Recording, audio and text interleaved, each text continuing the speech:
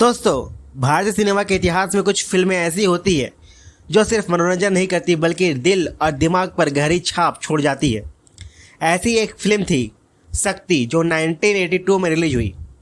यह सिर्फ एक अपराध और पुलिस की कहानी नहीं थी, यह एक पिता और बेटे के रिश्ते के सबसे दर्दनाक कहानी थी।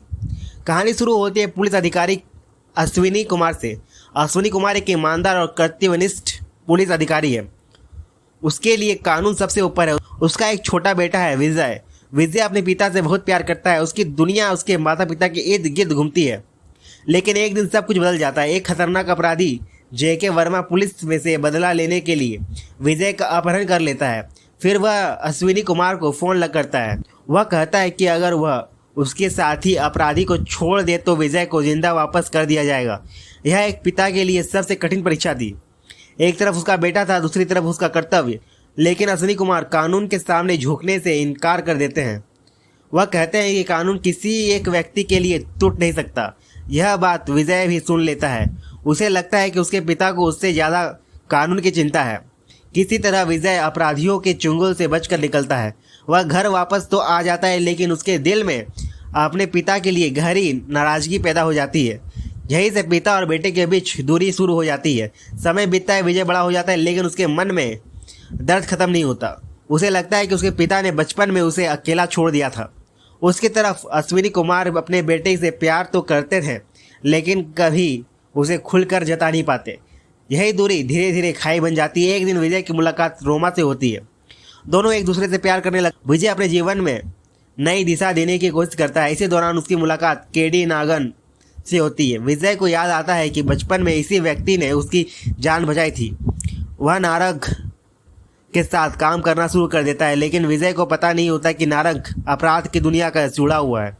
धीरे धीरे विजय भी उसी दुनिया का हिस्सा बन जाता है। अब स्थिति और कठिन हो जाती है। एक तरफ पिता कानून के रक्षक, दूसरी तरफ बेटा अपराधियों के साथ खड़ा है। अश्विनी कुमार कई बार विजय को समझाने की कोशिश करते हैं, लेकिन विजय अपने पिता की कोई बात नहीं सुनने को तैयार होता। वह मानता है कि उसके पिता कभी उसके नहीं हुए।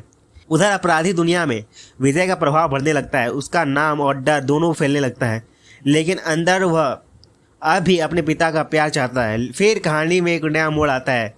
जेके वर्मा दोबारा सामने आता है। इस बार उसका निशाना अश्विनी कुमार होते हैं, लेकिन बीच में विजय की माँ शीतल आ जाती है और जेके वर्मा की गोली का शिकार बन जाती है। शीतल की मौत पूरे परिवार को तोड़ देती है।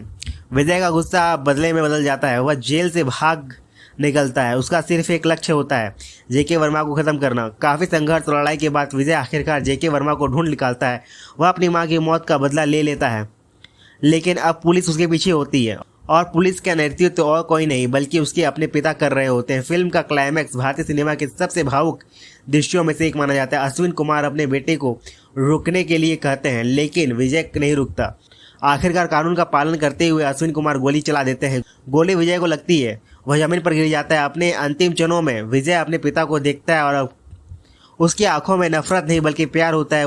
वह स्वीकार करता है कि उसने अपने पिता को गलत समझा और फिर हमेशा के लिए दुनिया छोड़ देता है। दोस्तों, शक्ति सिर्फ एक फिल्म नहीं है, यह कर्तव्य और रिश्तों के बीच संघर्ष की कहानी है। यह हमें याद दिलाती है कि कभी कभी सही फैसला सबसे दर्दनाक हो सकता है। इसलिए आज भी शक्ति भारतीय सिनेमा की सबसे महान फिल्मों में से एक है। धन्यवाद।